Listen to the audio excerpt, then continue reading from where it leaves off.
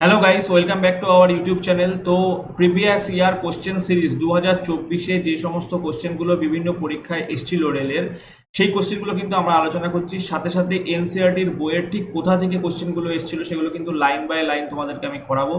তো এই ক্লাসগুলো দেখলে এনসিইআরটির উপরে তোমাদের কিন্তু কনসেপ্ট ক্লিয়ার হবে। সাথে সাথে 2025-এর পরীক্ষাকে যারা টার্গেট করছো তাদের জন্য কিন্তু খুবই হেল্পফুল হবে যদি তোমরা এই ক্লাসগুলো থেকে নোট বানাও। তো অলরেডি আমার পার্ট 1 ভিডিও চ্যানেলে আপলোডেড। যারা দেখোনি তাদের জন্য এই ভিডিওর ডিসক্রিপশন বক্সে আমি লিঙ্ক প্রোভাইড করব, এবং বিভিন্ন প্লেলিস্ট রয়েছে সেগুলোও কিন্তু তোমরা দেখলে পরে তোমাদের কাজে আসবে। এবং টেলিগ্রাম চ্যানেলে জয়েন হওয়ার লিঙ্ক কিন্তু এই ভিডিওর ডিসক্রিপশন বক্সে আমার প্রোভাইড করা থাকবে। তো যখন কোনো বস্তু পৃথিবীর দিকে পড়ে তার ফলে একটা ত্বরণ সৃষ্টি হয়, তার সাথে কি থাকে? ত্বরণ জড়িত থাকে। তাহলে কোন বল এই ত্বরণ প্রদান করে? তো এই বিষয়টা জানার আগে অবাধে পতনশীল বস্তুর ব্যাপারটি আমাদেরকে জানতে হবে, সেটা আগে জেনে নেবো এনসিইআরটির বই থেকে। তো দেখে নাও, অবাধে পতনশীল বস্তু, ঠিক আছে, এই যে অবাধে পতনশীল বস্তুর উপরে যে বলটি কাজ করে সেটা হচ্ছে অভিকর্ষ বল। তাহলে অবাধে পতনশীল বস্তুর যে অবাধে পতন হয় সেটা কোন বলের কারণে হয়? অভিকর্ষ বলের কারণে ঘটে। ঠিক আছে, এবার দেখো এই যে ব্যাপারটা, অভিকর্ষ বলের প্রভাব যে কাজ করছে অবাধে পতনশীল বস্তুর উপরে, তার ফলে তার গতির পরিবর্তন হচ্ছে। কারণ কি? গতির মানের পরিবর্তন হয়। এখানে কিন্তু অভিমুখের কোনো পরিবর্তন হয় না। কিসের পরিবর্তন হয়? গতির মানের পরিবর্তন হয়। এবার আমরা জানি গতি একটা ভেক্টর রাশি। গতির পরিবর্তন হতে গেলে হয় তার মানের পরিবর্তন হতে হবে, অথবা ডিরেকশনের পরিবর্তন হতে হবে, অথবা উভয়েরই পরিবর্তন হতে হবে। তাহলে এখানে যেহেতু মানের পরিবর্তন হচ্ছে, তার মানে কি গতির পরিবর্তন হচ্ছে, গতিবেগের পরিবর্তন হচ্ছে। আবার গতিবেগের পরিবর্তনের সাথে কে জড়িত? গতিবেগের পরিবর্তনের সাথে ত্বরণ জড়িত, তার মানে এখানে ত্বরণ ঘটছে। তাহলে এই ত্বরণের জন্য কি দায়ী? এই ত্বরণের জন্য দায়ী হচ্ছে অভিকর্ষজ বল।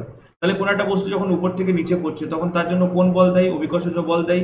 তাহলে এই অভিকর্ষজ বলকে কি দিয়ে প্রকাশ করা হয়? জি দিয়ে প্রকাশ করা হয়। এবং যে অভিকর্ষজ বল একটি ভারী বস্তু এবং হালকা বস্তু উভয়ের জন্যই কিন্তু সেম হয়। তাহলে এবার আমরা কোশ্চেনটা দেখে নেব যে যখনই কোনো বস্তু পৃথিবীর দিকে পড়ে তার মধ্যে একটা ত্বরণ তৈরি হয়। তো এই ত্বরণের জন্য কোন বল দায়ী থাকে? এই ত্বরণের জন্য দায়ী থাকে কিন্তু পৃথিবীর মহাকর্ষ নয়, পৃথিবীর অভিকর্ষ বল। পৃথিবীর কোন বল? পৃথিবীর অভিকর্ষ বল। অর্থাৎ অপশন সি কিন্তু কারেক্ট আনসার বেরিয়ে আসবে। এরপরে চলে আসবো পরবর্তী কোশ্চেনে।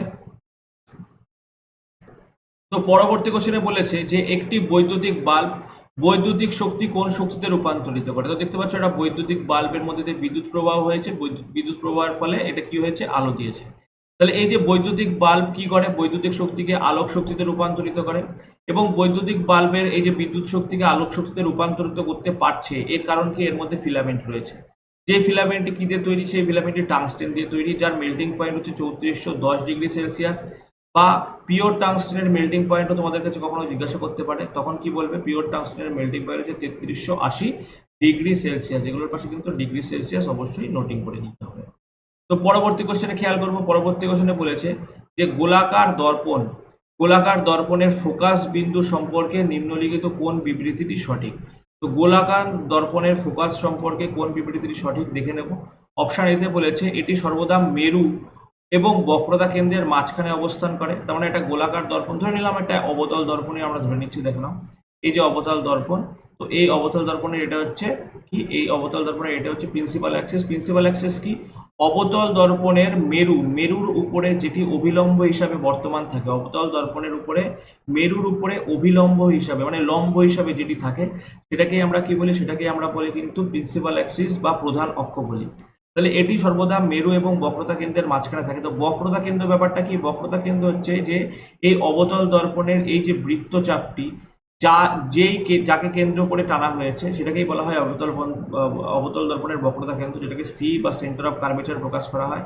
এবং এই সেন্টার অফ কার্ভেচারের অর্ধেক পয়েন্টটাই কিন্তু হয়ে যাবে ফোকাস। ঠিক আছে, যে কোনো দর্পণের ক্ষেত্রে, গোলীয় দর্পণের ক্ষেত্রে ফোকাস ইজিক্যাল টু কিন্তু বক্রতা কেন্দ্র তার অর্ধেক, বা আমরা ঘুরিয়ে এরকম ভাবে বলতে পারি যে বক্রতা কেন্দ্র ইজিক্যাল টু 2 গুণ ফোকাস। তাহলে এখানে বলেছে এটি সর্বদা মেরু এবং বক্রতা কেন্দ্রের মাঝখানে অবস্থান করে। 1 নম্বর অপশন গেল। 2 নম্বর অপশনে কি বলেছে? এর অবস্থান আয়নার আকারের উপর নির্ভর করে। অর্থাৎ এই যে ফোকাস বিন্দুটি কি রকম হবে সেটা হচ্ছে আয়নার আকারের উপর নির্ভর করবে। অপশন সিতে বলেছে এটি সর্বদা বক্রতা কেন্দ্রে থাকে, মানে ফোকাস সবসময় বক্রতা কেন্দ্রে থাকে। তো এখানে কিন্তু অপশন বি এবং অপশন সি কোনোভাবে কারেক্ট আনসার হতে পারে না। তাহলে কারেক্ট আনসার কি বেরিয়ে আসবে? কারেক্ট আনসার আসবে অপশন এ। এবং অপশন এ দেখে নেব কোথায় আছে। এখানে আছে অপশন বি তে আছে যে শুধুমাত্র এ সঠিক ঠিক আছে, নিম্নলিখিত বিবৃতিগুলির মধ্যে সঠিক বিবৃতির কথা বলেছে, তাহলে অপশন শুধুমাত্র এ সঠিক, তাহলে অপশন বি উত্তর হবে শুধুমাত্র এ। ঠিক আছে, শুধুমাত্র এ, এটা কিন্তু কারেক্ট অ্যান্সার হয়ে আসবে। এরপরে চলে যাবো নেক্সট কোশ্চেনে। উত্তপ্ত বাতাসের উপরে ঠান্ডা বাতাসের প্রবাহের মধ্যে দিয়ে দেখা বস্তুকে অস্পষ্ট দুলে ওঠে, এর কারণ কি? অনেক সময় দেখবা যে অনেকটা একটা উনুন আছে, ঠিক আছে, এই একটা উনুন, এরকম একটা মনে করছে একটা উনুন আছে, ঠিক আছে, এই যে যেটা রান্নার উনুন, এই উনুনের উপরে একটা কি চাপানো রয়েছে? একটা কড়াই চাপানো রয়েছে, একটা কড়াই, মিষ্টির দোকান বা অন্য কোনো জায়গায় দেখবে একটা কড়াই চাপানো রয়েছে। এই উনুনের উপরে কোনো কিছু ভাজা হচ্ছে বা রান্না করা হচ্ছে, দেখবে যে এর উপরে যে বায়ুস্তম্ভ, ঠিক আছে, এই বায়ুস্তম্ভগুলো কাঁপা কাঁপা ভাবে দেখতে লাগে। তাহলে বলেছে এই যে কাঁপা কাঁপা ভাবে দেখতে লাগছে, তারপরে যে কোনো জিনিসটিকে অস্পষ্ট বা দুলে দুলে ওঠা দেখতে লাগছে, এর কারণটা কি? এর কারণটা হচ্ছে আলোর প্রতিসরণ। তাহলে উত্তপ্ত বাতাসের উপরে ঠান্ডা বাতাস প্রবাহের মধ্যে দিয়ে দেখা বস্তুকে যে অস্পষ্ট বা দুলে ওঠা দেখতে পাওয়া যাচ্ছে, তার কারণ কি? তার কারণ হচ্ছে কিন্তু আলোর প্রতিসরণের জন্য এই ঘটনাটি ঘটে থাকে। এরপর চলে আসবো পরের কোশ্চেনে বলা হয়েছে যখন কোনো বস্তু অবাধে মহাকর্ষের অধীনে, মহাকর্ষ না বলে এটাকে অভিকর্ষ বলাটাই ভালো, এটা হচ্ছে অভিকর্ষ, যখন কোনো বস্তু অভিকর্ষের অধীনে পড়ে তখন নিম্নলিখিত কোন পরিমাণটি স্থির থাকে না? তাহলে যখন দেখো কোনো বস্তু অবাধে পড়ে তখন তার তো ভর অবশ্যই স্থির থাকে, ঠিক আছে, তো ভর অবশ্যই স্থির থাকে, সঙ্গে সঙ্গে স্থির থাকে এর সার্বজনীন মহাকর্ষীয় ধ্রুবক তো সকলের জন্যই সেম, তাহলে পরে সার্বজনীন মহাকর্ষীয় ধ্রুবক বা ক্যাপিটাল জি সেটাও সেম থাকে। ত্বরণ, দেখো এর উপরে যে ক্রিয়াশীল অবাধে পতনশীল বস্তুর উপরে ক্রিয়াশীল যে ত্বরণ, সেটা বস্তুর ভরের উপরে নির্ভর করে না, অর্থাৎ জিও কিন্তু সেম থাকে। তাহলে সেম থাকে নাকি? দূরত্ব, ঠিক আছে, দেখতে পাচ্ছ এখানে দুটো বস্তু পড়ছে উপর থেকে নিচের দিকে, দুটো বাইক, তাহলে এই দুটো বাইকের ভর যাই হোক না কেন, এটা কিন্তু একই সাথে পৃথিবীর উপরে নেমে আসবে, কারণ এদের উপরে যে ত্বরণ কাজ করবে, যে জি কাজ করবে, সেটা কিসের জন্য? এটা হচ্ছে অভিকর্ষ বলের জন্য কাজ করবে, এবং এই অভিকর্ষ বলের কারণে সৃষ্টি হওয়া জি দুজনের ক্ষেত্রেই সেম, সেই জন্য দুটোই কিন্তু বস্তু একই সাথে পৃথিবীতে নেমে আসবে যদি বায়ুশূন্য স্থান হয় তবে। পরবর্তী কোশ্চেনে বলা হয়েছে দেখো এম ভরের একটি নির্দিষ্ট গ্রহে সার্বজনীন মহাকর্ষীয় ধ্রুবকের মান কত? জি, ঠিক আছে, তাহলে 4m ভরের অন্য একটি গ্রহের সার্বজনীন মহাকর্ষীয় ধ্রুবকের মান কি হবে? তো তোমাদেরকে বলে রাখি বন্ধুরা, দেখো সার্বজনীন মহাকর্ষীয় ধ্রুবক জি, যার ভ্যালু কিন্তু সব গ্রহের সবার জন্য সেম, মহাবিশ্বের যে কোনো বস্তুর জন্য কিন্তু সার্বজনীন মহাকর্ষীয় ধ্রুবকের মান সেম, যার মান দিয়েছিল ক্যাভেন্ডিশ, এবং এই যে সার্বজনীন মহাকর্ষীয় ধ্রুবকের মান কত? 6.67, এখানে নোট ডাউন করে নাও, 6.67 into 10⁻⁻11 newton metre square kg inverse 2 বা কেজি স্কোয়ারও তোমরা লিখতে পারো। তাহলে এবং এর মান কে দিয়েছিলেন? এর মান দিয়েছিলেন কিন্তু ক্যাভেন্ডিশ। তাহলে জি এর মান কি হবে? একটা ভারী গ্রহ, একটা হালকা গ্রহ, চাঁদ, পৃথিবী, সূর্য সবার জন্য কিন্তু জি এর মান সেম হবে, কারণ সার্বজনীন মহাকর্ষীয় ধ্রুবকের মান কিন্তু সবার জন্যই সেম। এরপরে চলে আসবো পরের কোশ্চেনে দেখো কি বলেছে, ত্রিভুজ আকার কাচের প্রিজমের দুটি পার্শ্বীয় পৃষ্ঠের মধ্যবর্তী কোণকে কি বলা হয়? এই যে ত্রিভুজাকার কাচের প্রিজমের কটি তল থাকে? এর দুটি ত্রিভুজাকার ভূমিতল থাকে, এর ভূমিতল কাটে থাকে ত্রিভুজাকার দুটি ভূমিতল থাকে, এবং তিনটি আয়তাকার পৃষ্ঠতল থাকে। আয়তাকার পৃষ্ঠতল কটা থাকে? তিনটে থাকে। এবং এই যে এর পার্শ্বতল, এই পার্শ্বতল দুটির মধ্যবর্তী যে কোণ, সেটাকে কি বলা হয়? প্রিজম কোণ। এই জায়গাটাকে ভালো করে দেখতে হবে, এই কোণটাকে কি বলা হয়? প্রিজম কোণ বলা হয়।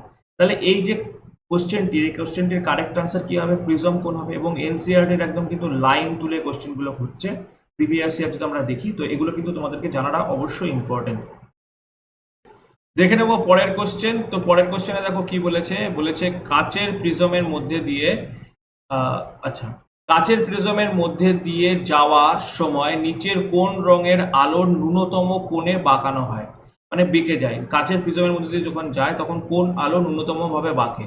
তো দেখো এর কারেক্ট আনসার তো আমরা বুঝতে পারছি যে কারেক্ট আনসার হবে হলুদ, কিন্তু কেন হলুদ হবে সেই ব্যাপারটি তোমাদেরকে বলবো। দেখো একটা যখন কাচের প্রিজমের মধ্যে যখন সাদা আলো যাচ্ছে, তখন দেখো এই যে প্রিজমের মধ্যে দিয়ে যাওয়ার পরে এই আলোটা ভেঙে গিয়ে একটা আলোকপট্টি গঠন করছে, যেটাকে আমরা বলছি বর্ণালী বিশ্লেষণ, ঠিক আছে। এবং এখানে যে আলোকপট্টিটি গঠন হচ্ছে সেটাকে আমরা মনে রাখার সহজ পদ্ধতি কি? বেনিয়ার সহকলা, অর্থাৎ সব থেকে বেশি বাগছে কে বেগুনি এবং সব থেকে কম বাগছে হচ্ছে লাল। তাহলে নিচে যে রয়েছে সে সব থেকে বেশি বাগছে, উপরে যে রয়েছে সব থেকে কম বাগছে, ঠিক আছে। তাহলে পরে আমরা যদি দেখি যে এই যে সিকোয়েন্সটাতে দেখতে পাবো যে সবার নিচে থাকবে বেগুনি, তার উপরে থাকবে আকাশি, তার উপরে থাকবে বেগুনির উপরে থাকবে নীল, নীলের উপরে থাকবে আকাশি, আকাশের উপরে সবুজ, সবুজের উপরে থাকবে হলুদ, হলুদের উপরে থাকবে কমলা এবং কমলার উপরে থাকবে লাল। মোট কথা লালের কাছাকাছি যে থাকবে সে কম বেগবে, বেগুনির কাছাকাছি যে থাকবে সে বেশি বেগবে।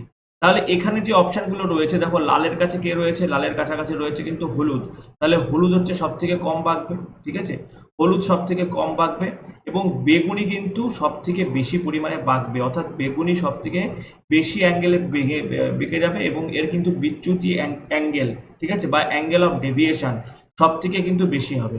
এবং এই যে প্রিজমের মাধ্যমে আমরা কি করতে পারি, আলোকপটী বা বর্ণালী বিশ্লেষণ কিন্তু করতে পারি। এবং সাথে সাথে আরো একটা ইম্পর্টেন্ট পয়েন্ট এখান থেকে দেখে নিতে হবে যে আলোর ওর উপাদানের রঙে যে বিভাজিত হচ্ছে সেই বিভাজিত হওয়ার ঘটনাটাকে কি বলা হয়, বিচ্ছুরণ বলা হয়। কি বলা হয়, এখানে দেখতে হবে যে এই যে বিভিন্ন ভাবে ভেঙে যাচ্ছে এটাকে কি বলা হয়, এটাকে কিন্তু বিচ্ছুরণ বলা হয়। তাহলে প্রিজমের মধ্যে দিয়ে আলোর বিচ্ছুরণের জন্যই কিন্তু আমরা আলোকপটী গঠন করতে পারি। এবং সাথে সাথে তোমাদেরকে আমি যেটা বললাম, দেখো এখানে দেখতে পাবে যে লাল বর্ণের আলো সর্বাপেক্ষা কম বাঁকে, সব থেকে কম বাঁকে কে, লাল বর্ণের আলো। অপরদিকে বেগুনি বর্ণের ক্ষেত্রে সব থেকে বেশি বাঁকে, ঠিক আছে। তাহলে এই যে পয়েন্টগুলো বললাম এই পয়েন্টগুলো কিন্তু অবশ্যই নোট ডাউন করে রাখো, কেননা পরীক্ষায় আসার কিন্তু বিরাট সম্ভাবনা রয়েছে। একটি উত্তল দর্পণের অত্যন্ত ছোট্ট আকৃতির একটি অসৎ বিম্ব তৈরি হয়েছে। তো দেখো উত্তল দর্পণে বেসিক্যালি অসৎ বিম্বই তৈরি হয়। উত্তল দর্পণ এবং সমতল দর্পণে সদা সর্বদা কিন্তু অসৎ বিম্বই তৈরি হয়। তাহলে বলেছে তাহলে প্রতিবিম্বের অবস্থান কোথায় হবে। তা দেখো বিন্দু আকৃতি যদি প্রতিবিম্ব তৈরি হতে হয় তাহলে দুটি কন্ডিশন। একটা কন্ডিশন হচ্ছে বস্তুকে থাকতে হবে, আমি কিন্তু প্রতিবিম্ব বলছি না, বস্তুর কথা বলছি। বস্তুর অবস্থান হতে হবে কিন্তু অসীমে বা বক্রতা কেন্দ্রের পিছনে, এবং প্রতিবিম্বের অবস্থান হতে হবে কোথায়, প্রতিবিম্বের অবস্থান হতে হবে কিন্তু ফোকাসে, ঠিক আছে। তাহলে পরে এখানে কি বলেছে যে বিন্দু আকৃতির ইমেজ বা বিন্দু আকৃতির মতো, মানে পুরোপুরি বিন্দু আকৃতির নয়, না বিন্দু আকারেরই ইমেজ তৈরি হওয়ার কথা বলা হয়েছে। এখানে অপশন থেকে আমরা বুঝতে পারছি যে বিন্দু আকারেরই প্রতিবিম্ব হবে। তাহলে সেটা কোথায় হবে, ফোকাসে তৈরি হবে। এবং সেই ফোকাসে কোথায় তৈরি হবে, আয়নার পেছনে। আয়নার পেছনে হবে বলেই কিন্তু অসৎ বিম্ব হবে। তাহলে ফোকাসে আয়নার পেছনে, এটা কিন্তু কারেক্ট অ্যান্সার হবে, অপশন বি কিন্তু কারেক্ট অ্যান্সার বেরিয়ে আসবে। নেক্সট কোশ্চেনে বলেছে যে মোটর সাইকেলে বিশ্রাম থেকে শুরু করে 10 সেকেন্ড সময়ে 30 মিটার প্রতি সেকেন্ড বেগ অর্জন করেছে। ধরে নিলাম যে ত্বরণ সমান, মানে একটা কনস্ট্যান্ট অ্যাক্সেলারেশন নিয়ে চলছে।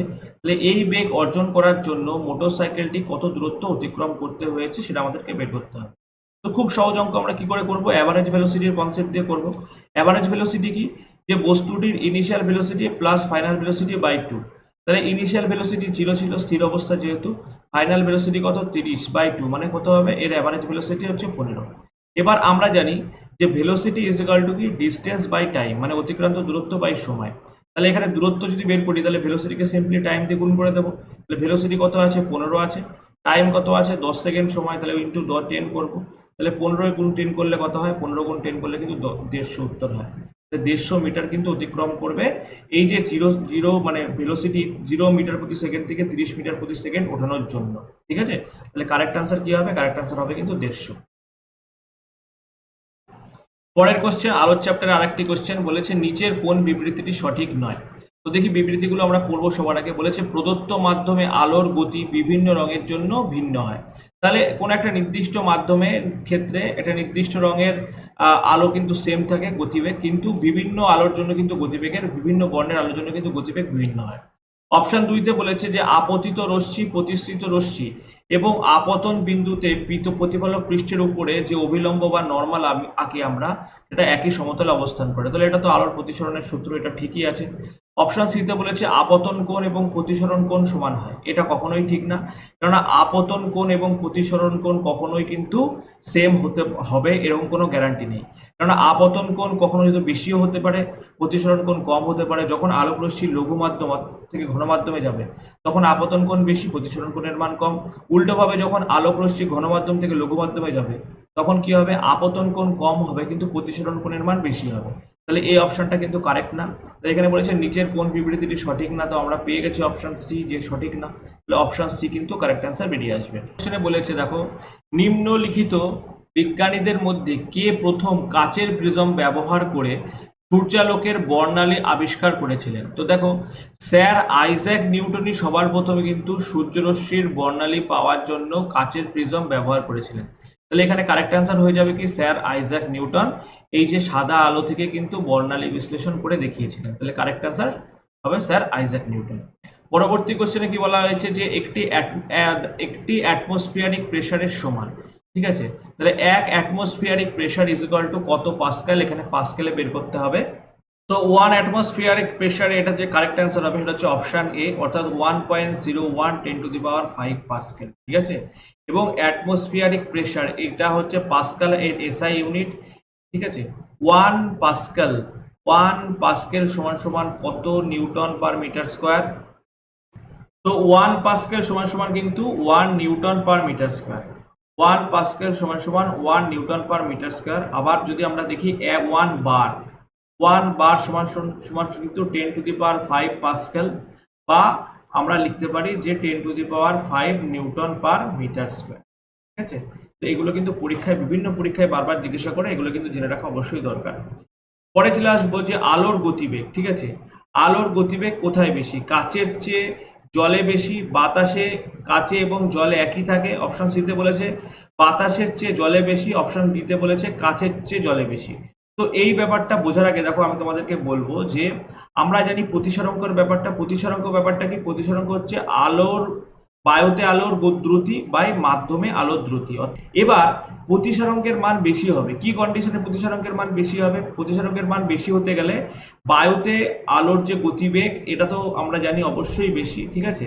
তাহলে এর সাথে নিচে মাধ্যমে আলোর গতি যত বেশি হবে, যেই মাধ্যমে আলোর গতিবেগ যত বেশি হবে তার প্রতিসরাঙ্ক কিন্তু তত কম হবে।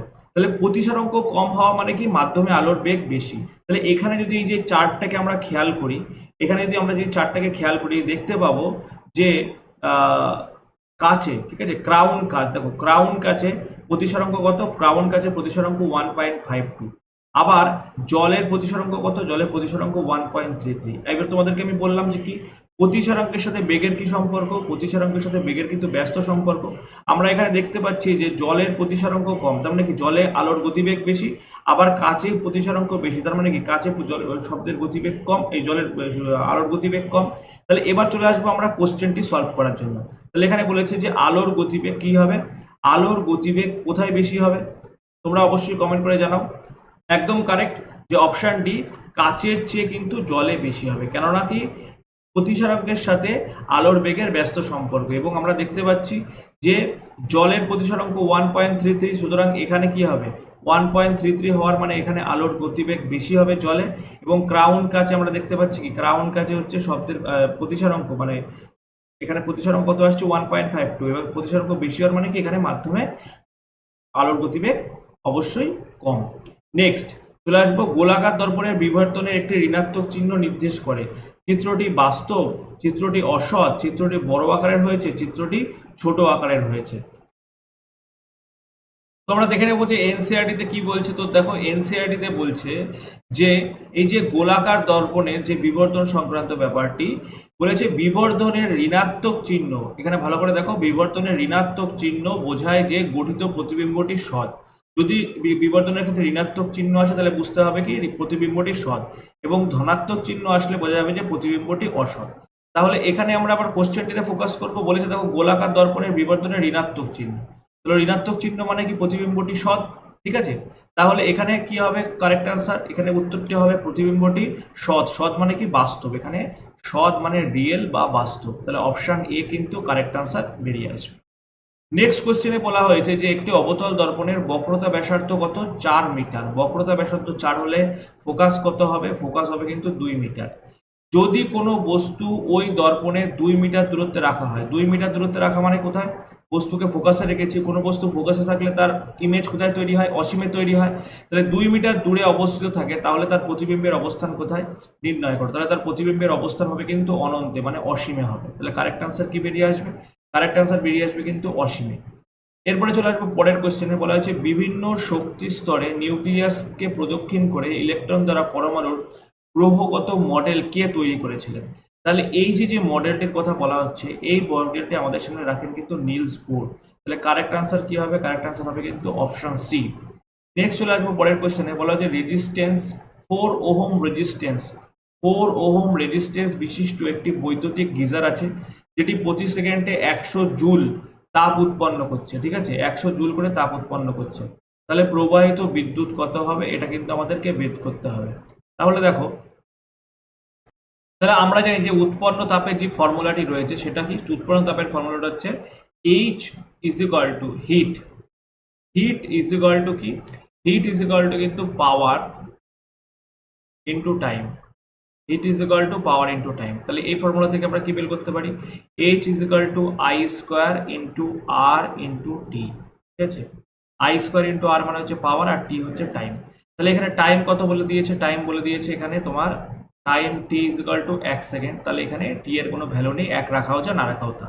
তাহলে হিট ইজ ইকুয়াল টু কি হয়ে গেল? হিট ইজ ইকুয়াল টু হয়ে গেল কিন্তু I স্কোয়ার R। তাহলে এখান থেকে আমরা I এর স্কোয়ারের মান যদি বের করি তাহলে কি হবে? H বাই R হয়ে যাবে।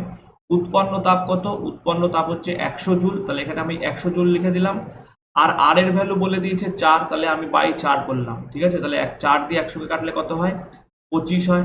ঠিক আছে, যেহেতু এখানে I এর স্কোয়ার আছে, তাহলে I এর স্কোয়ার থেকে যদি I হয় তাহলে এটাকে রুটের আন্ডারে আনতে হবে। 25 এর রুট মানে কত? 5। তাহলে 5 অ্যাম্পিয়ার কিন্তু প্রবাহিত বিদ্যুতের পরিমাণ। কারেক্ট অ্যান্সার কি হবে? কারেক্ট অ্যান্সার হয়ে যাবে কিন্তু 5 অ্যাম্পিয়ার। পরবর্তী কোশ্চেন, যে সূর্যালোকের বর্ণালী সংগ্রহের জন্য কাচের প্রিজম ব্যবহার করে প্রথমে কে? তাহলে কাচের প্রিজম প্রথমে ব্যবহার করেন স্যার আইজাক নিউটন। যে কোশ্চেনটি আমরা একটু আগেই করলাম। ঠিক আছে, এই কোশ্চেনের তোমরা দেখে নাও। এই যে আইজাক নিউটন সর্বপ্রথম সূর্যরশ্মির বর্ণালী পাওয়ার জন্য যে কাচের প্রিজম ব্যবহার করেছিলেন। ঠিক আছে, এবং তিনি অনুরূপে আরো একটি প্রিজম ব্যবহার করে সাদা আলোর বর্ণালীর রঙগুলোকে সংশ্লিষ্ট করার চেষ্টা করেছিলেন, বিশ্লিষ্ট করার চেষ্টা করেছিলেন। ঠিক আছে, এবং যদিও তিনি আরো কোনো রং পাননি, তারপর তিনি দ্বিতীয় অনুরূপ একটি প্রিজম যে এক্সপেরিমেন্টটি করেন। তাহলে এই যে প্রিজম ব্যবহার করে সাদা আলোর বর্ণালী বিশ্লেষণের ব্যাপারটি প্রথমে কে করেন? সাদা আলোর বর্ণালী বিশ্লেষণের ব্যাপারটি করেন স্যার আইজাক নিউটন। তাহলে কারেক্ট অ্যান্সার এখানে কি বেরিয়ে আসছে? কারেক্ট অ্যান্সার এখানে বেরিয়ে আসছে কিন্তু স্যার আইজাক নিউটন, অর্থাৎ অপশন এ কিন্তু কারেক্ট অ্যান্সার বেরিয়ে আসছে। পরবর্তী কোশ্চেনে দেখে নেবো কি বলেছে, যে নিচের বিবৃতিগুলির মধ্যে কোনটি সঠিক বিবৃতি নয় সেটা আমাদেরকে বের করতে হবে। তো অপশন ওয়ানে কি বলেছে, যে একটি পরিবাহীর রোধ তার তাপমাত্রার উপরে নির্ভর করে না। তো এটা তো অবশ্যই ঠিক স্টেটমেন্ট না, কেননা পরিবাহীর রোধ তাপমাত্রার উপরে অবশ্যই নির্ভর করে। কেননা যত তাপমাত্রা অর্থাৎ টেম্পারেচার বৃদ্ধি পায় তত পরিবাহীর কি হয়? রোধ কিন্তু বৃদ্ধি পায়। যত তাপমাত্রা বৃদ্ধি পায় পরিবাহীর রোধ বৃদ্ধি পায়। সেমিকন্ডাক্টর বা অর্ধপরিবাহীর ক্ষেত্রে কিন্তু অন্য কেস। সেমিকন্ডাক্টর বা অর্ধপরিবাহীর ক্ষেত্রে কিন্তু তাপমাত্রা বৃদ্ধি পেলে রোধ হ্রাস পায়। ঠিক আছে, এবার একটা জিনিস মনে রাখতে হবে, যে পরিবাহীর তাপমাত্রা যদি হ্রাস করে আমি -273 ডিগ্রি সেলসিয়াসে নিয়ে আসি, -273.15 ডিগ্রি সেলসিয়াসে নিয়ে আসি, তাহলে পরে কিন্তু এটা সুপার কন্ডাক্টরের মতো আচরণ করবে। অর্থাৎ পরিবাহীর তাপমাত্রা যত ডাউন করব তত কিন্তু পরিবাহীর কন্ডাক্টিভিটি তত ইনক্রিজ করবে, এবং তাপমাত্রা যত বাড়াবো তত কন্ডাক্টিভিটি হ্রাস পাবে। তাহলে অপশন 1 কিন্তু কারেক্ট নয়। অপশন 2 দেখে নেব কি বলেছে, একটি রোধক জুড়ে ভোল্টেজ যত বেশি হবে তার মধ্যে দিয়ে প্রবাহিত কারেন্ট তত বেশি হবে। দেখো V = IR। যদি ভি এর ভ্যালু বাড়ায়, রেজিস্ট্যান্স যদি ফিক্স থাকে, তাহলে আই এর পরিমাণ অবশ্যই বাড়বে, কেননা ভি এর সাথে আই এর সমানুপাতিক সম্পর্ক। তাহলে এটাও কারেক্ট স্টেটমেন্ট। রোধের এসআই একক হলো ওহম, রোধের এসআই একক ওহম, এটাও কারেক্ট স্টেটমেন্ট। তাহলে ভুল স্টেটমেন্ট কি? ভুল স্টেটমেন্ট হচ্ছে একমাত্র অপশন 1। অপশন 1 কিন্তু ভুল স্টেটমেন্ট। এরপর চলে আসবো পরের কোশ্চেনে। বলছে কাচের প্রিজমের মধ্যে দিয়ে যাওয়া সাদা আলো 7টি রঙে বিভক্ত হওয়ার ঘটনার নাম কি? তাহলে এই যে কাচের প্রিজমের মধ্যে দিয়ে সাদা আলো যাচ্ছে, গিয়ে 7টি রঙে যে ভেঙে যাচ্ছে, আলোক পটি যে গঠন হচ্ছে, এটিকে কি বলা হয়? এটিকে কিন্তু বলা হয় বিচ্ছুরণ। Option D correct answer. তো কারেক্ট অ্যান্সার কি বেরিয়ে আসবে? কারেক্ট অ্যান্সার বেরিয়ে আসবে কিন্তু বিচ্ছুরণ। তাহলে পরে দেখো, আজকের ক্লাস এই পর্যন্ত। যদি অবশ্য ভালো লেগে থাকে লাইক শেয়ার কমেন্ট করতে ভুলো না, এবং এইরকমই ভিডিও পেতে কিন্তু আমাদের ইউটিউব চ্যানেলটিকে অবশ্যই সাবস্ক্রাইব করে রাখো। টেলিগ্রাম চ্যানেলে জয়েন হওয়ার লিঙ্ক ভিডিও ডিসক্রিপশন বক্সে প্রোভাইড করা থাকবে। থ্যাঙ্কস ফর ওয়াচিং, দেখা হচ্ছে পরের ভিডিওতে।